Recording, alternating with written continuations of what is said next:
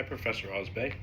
It's Connor, and this is my brief presentation about myself and about the book Nudge.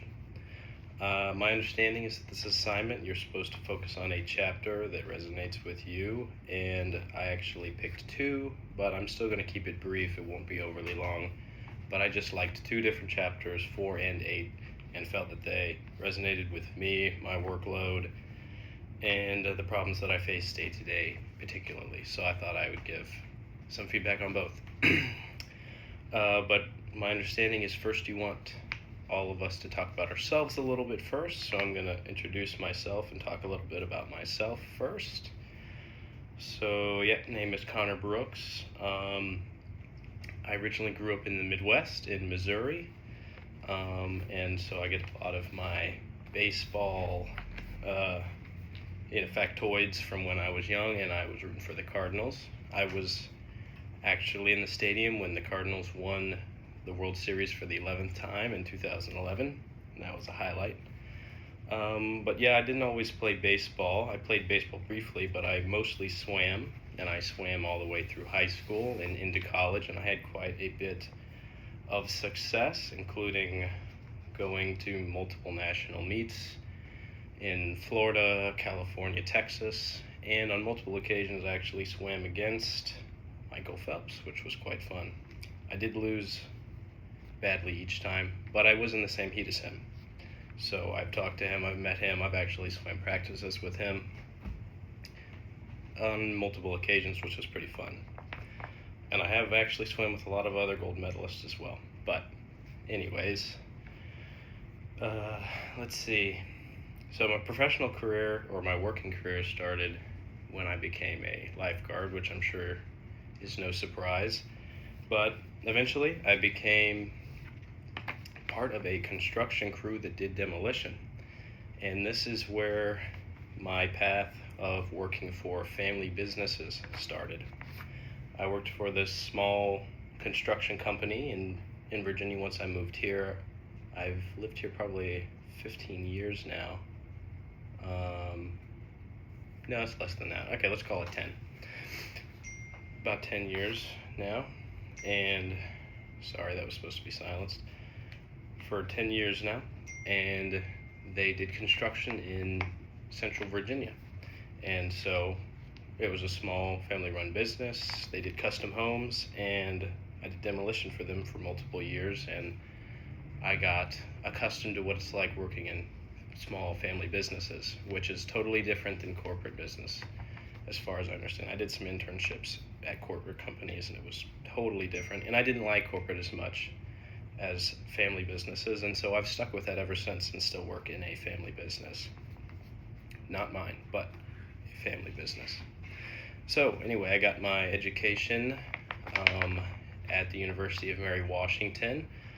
Other than that, let's see, I have experience in operations, finance, and accounting pretty extensively. I am an accountant now. I have some slight experience in HR. I have significant experience in hiring. I work the counter at my current company, which is a vehicle upfitting company in Virginia, and we mostly upfit municipality vehicles. So think about utilities like power companies and gas companies, things like that. Also HVAC companies and other trades. But so I have customer interaction experience, and I have a lot of experience in managing inventory. The model of the business I currently work for now, which I've worked for at least 5 years, all the way through college, and I worked full-time through college to help me pay for it. They have a very inventory heavy work model or business model. It's less so now, and that's mostly in part to me, but this is where I got rubbed shoulders with an accountant for the first time early on in my schooling, because inventory is so linked with depreciation, and if you're managing the inventory, you rub shoulders with the accountant a lot. And so that I attribute to mostly how I've gotten to where I am now, is I just fell in love with the process of accounting for things. Anyway, I am now the VP of the company. I've moved up multiple times, and now me and the director of operations are pretty much overseeing all of the operations, with my area mostly in the finance, but it's morphed into more operations as I've gone up from CFO to VP. But we have 25 employees and we run 4 stores and a warehouse, so it's a lot to handle. But anyways, let's see. I also have my MBA. So now I'm going to move into the book, which is mostly on behavioral economics, and I'm going to talk about why it matters to me. So the book puts emphasis on that employees are humans and not econs, is what they call them, I think. And that they have certain tendencies, like they stick with defaults, they avoid complexity, they delay tough choices, and they react pretty severely to friction. I also exhibit all these things, and this book has been quite eye-opening for me as well, because I always knew I didn't like complex things, and I sought out simplicity, and friction is a good word for putting just tedious processes that I don't like, but have to do anyway. Anyway, this is relevant for all kinds of things in my day-to-day life: hiring, training, incentives, customer decisions that I don't understand, benefits, enrollments, things like that. Do employees sign up for the 401k plan or not? All that kind of stuff. These principles really lay it out why somebody may or may not do it, or why they may or may not opt out of it specifically. But let's see. Okay. Chapter 4, when do we need a nudge? So, nudges are needed when decisions are complex, choices are infrequent, feedback is slow, people lack experience. Humans versus econs. So humans have bias, limited attention, reliance on shortcuts, status quo bias, and choice overload issues. So yeah, obviously I deal with this every day. People will always seek out, and this is something that I've actually gone to before reading this book, is that one of the biggest things that I've done is I've turned shortcuts away, the word shortcut or phrase shortcut, from being a bad word to being something that we embrace as a company now, because people will always take the shortcut, but you have to put parameters around it and encourage people to find good shortcuts instead of just going with what's easy. Let's see, examples from the book. Cafeteria food placement choices. I think we talked about this in class, whereas if you put the apple first, the kids will pick it up. Even if they know a choice that they want more, like candy, is farther down the line, they'll still pick the apple. Defaults influence decisions more than incentives. I think we talked about this in class too, where I think it was a Scandinavian company changed their organ donor program as being a default, and you have to opt out of it. And I think the rates of people that decided to be organ donors went up. Humans need structure, simplicity, and clear options. Yeah. So in family businesses, things tend to be a little more messy, I've found. In corporate America, things are a lot more cut and dry, and they have a lot of policies from being a more mature company. But even if the family company has been around for a long time, like the one I work in now is from the 70s and has come through multiple generations, there's just a lot of messy stuff that happens in a family company, because sometimes placement of employees isn't based on merit, but more based on relationship ties to people that have owned the business throughout time. But anyway, that's not here or there. Let's see. Employee benefits. Yeah. Okay. So here's some connections to my work. Employee benefits, people stick with defaults. So we unfortunately still have a 401k plan that you have to opt into in order to participate. And my opinion is that the behavior you want to drive is that people will sign up for the 401k program. Some people in the company did not always agree with that, because it's we offer a match, so it's higher payroll if people sign on. But as I've gone throughout time, anything you can do to help the employee be financially sound is better. And the 401k program is something that really has given a lot of our employees a lot of pride throughout time, because I've been pushing this for quite a long time and gotten a lot of people to sign up who otherwise wouldn't have, and they now are quite proud of their nest egg that they've got. Let's see, what else? Hiring. Yeah, okay. So the 4 locations all have managers, and we used to allow the managers, well, not allow, we encouraged the managers to write their own job applications in order to hire their own shop people. And we went through their applications and found, me and the director of operations went through and found that they were super long, and that was just too complex. And we shortened them up, simplified the job applications, and we got a lot more hits. Another thing that I've worked on in training or onboarding is reducing the amount of steps involved in training. It's easy to overwhelm somebody with complexity when they have no baseline. Something I found is that if somebody already has a vague understanding of a concept, they can kind of do part of the job on autopilot, so it's easier for them to have capacity to take on new information. Whereas if they're starting from scratch, you got to make it quite simple, and that's not a problem, it's just something you have to embrace. Anyway, I talk about some things in here that nudges improve safety training, productivity, customer experience. But this is getting quite long, so I'm just going to speed that along and get to sludge, which I think is probably one of the worst problems in all of the companies I've worked in. It's probably a common thing, but sludge is just something that slows you down. It adds friction to every experience and every task. Let's see. Yeah, it just wastes time, energy, motivation, and money. And money, sometimes can be hard to calculate how much money you've lost on sludge, because sludge is usually invisible, because you don't see the time wasted, the money, you see it if you literally waste money, but time is money in a company, literally. It's payroll. People are paid hourly. And it can be kind of hard to quantify how much money you've lost by just making things tedious and difficult to do.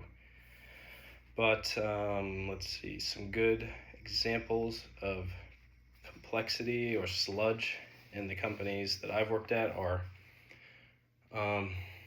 so the company I work at now, we upfit vehicles. Part of that is we do police vehicles, we do SWAT vehicles, we do FBI vehicles, we do NCIS vehicles. We have done some U.S. Marshal vehicles, and whenever you're doing something complex with a government agency, the police aren't as bad. You still have to do some forms, which are what I would consider sludge. But when you are doing an FBI vehicle, specifically one for I can't remember what they call them, but it has to do with children cases. And they have all these different compartments to put smuggle people and smuggle things if they're doing witness protection type of deal with children. And I don't know. I got explained it once, but it was a little over my head. But they have a lot of forms that you have to sign, and a lot of compliance that you have to sign, and a lot of meetings you have to do in order to even get the contract. And I've had to do that from start to finish, and they dig into everything, including where your security cameras are made, the computers, the hard drives for the security cameras that watch you build the vehicle, where were those made, who's touched them, who has access to them, and then they have to have interviews with everybody that's on site. It's incredibly cumbersome. And that is kind of hard to get rid of, because they just require every single thing, and it restarts, times out, you have to do it all over again.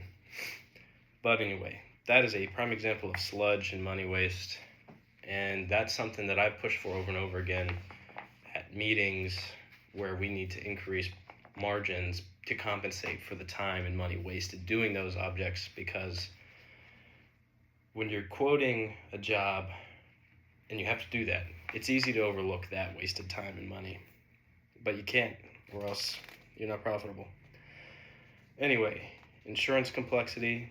So as a small company with only 20 or 25 people, 25 people, that's how many we have right now. We've just hired a few. Figuring out the insurance thing is complicated.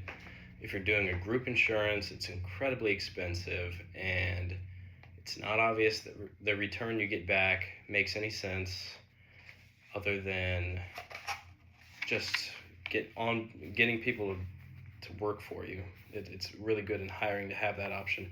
But recently we've looked at doing, can't remember the acronym, but basically it's like a stipend that you give them, and they have an option to use it to pay for health insurance as long as it's a Form 14 health insurance thing. I don't know. You have to approve the expenditure, but it's like an individual thing, and you can claim to have insurance, which helps with hiring. Other examples from the book are hard to cancel subscriptions. That's a fantastic example. I've been saying a lot, I think. I apologize. That's a great example. I obviously hate canceling subscriptions because they intentionally make it difficult. I don't even like opting out of spam emails. You go to the bottom and they give you an option to hit unsubscribe. Even that is like almost too much friction for me to even do it. I almost give up, but I still do it anyway. It hasn't overcome me yet. Okay, let's see. In my company, we've had a lot of AR/AP mistakes over time through unclear practices in collecting funds, which is sludge. Just recently, we had an issue where, obviously, when you're doing fleet work for larger companies, you do the work and you do it as AR, accounts receivable. Obviously, you know what that is, but I figured I'd say it. And we take a check for that. And we assume that they're going to do a check for that. And that's pretty well understood up ahead of time. And some sludge that happened is one of the companies came in and wanted to pay for their order, and they wanted to use a credit card, which we don't do because we already give them 30-day terms. And if they pay on the credit card, they get another 30, which doesn't affect us, but it's kind of abusing the system. And we have to pay the credit card fees, and they usually want to do it over the phone, which we have to pay a fee for because the credit card company wants to have fraud protection on it. And so they checked them out with the credit card, which was essentially like a 5% discount for them. They didn't really save that money, but we had to pay it. So it's just sludge like that. When you're operating on low profit margin, it hurts. We've had a lot of problems in the past with the 4 different stores quoting differently on the same job because not everybody's on the same page. That's sludge. And then 2 of our stores are multi-level, and just silly things such as having to go down the stairs is sometimes enough sludge to get the managers to not do something that they should. But that's when you need a nudge. Gotta nudge them. Something so that they do it. Anyway, let me see. I made a combined message. Chapter 4, human struggle with complex decisions. That's true. Even I do. Chapter 8, sludge makes those decisions even harder. Yeah, these kind of work in tandem in my opinion. These two together wreak havoc in my company. We're doing all right, and we're a lot better than we used to be, but got a lot of work to do because these compound each other in my opinion. But these explain a lot of leadership challenge I've seen in the company. But anyway, I just love these 2 chapters. I thought it was very eye-opening. I think it's going to guide my future research for the DBA program and help guide my questions in my research to reframe it as sludge. Because my research question is about cloud computing and how I've noticed at all the companies I've worked at, which have been small companies, that if the boss, the head honcho, does not understand technology very well, they won't adopt things like cloud computing or anything like that. They just want what they understand, which I get that. I only like stuff that I understand, but I have a higher understanding of tech than they do. But maybe I'm gonna reframe that as there's sludge that stops the adoption of cloud computing instead of tech illiteracy. But I guess tech illiteracy is sludge in a way. But yeah, okay, closing. Thank you for having me read this book. I really enjoyed it. I actually read it very early on in the semester and picked chapter 4, and then I actually listened to it on audiobook again to refresh myself before doing this. And I picked up 8 as well. So maybe if I keep reading it, more and more chapters will pop out at me, and I'll get more and more benefit. But thank you for having us read the book. It's given me some real world tools for dealing with things at work. And let's see, so yeah, no class this Saturday. So I guess I won't see you this Saturday, but I'll see you again, I'm sure. And see you then, Professor. Thank you.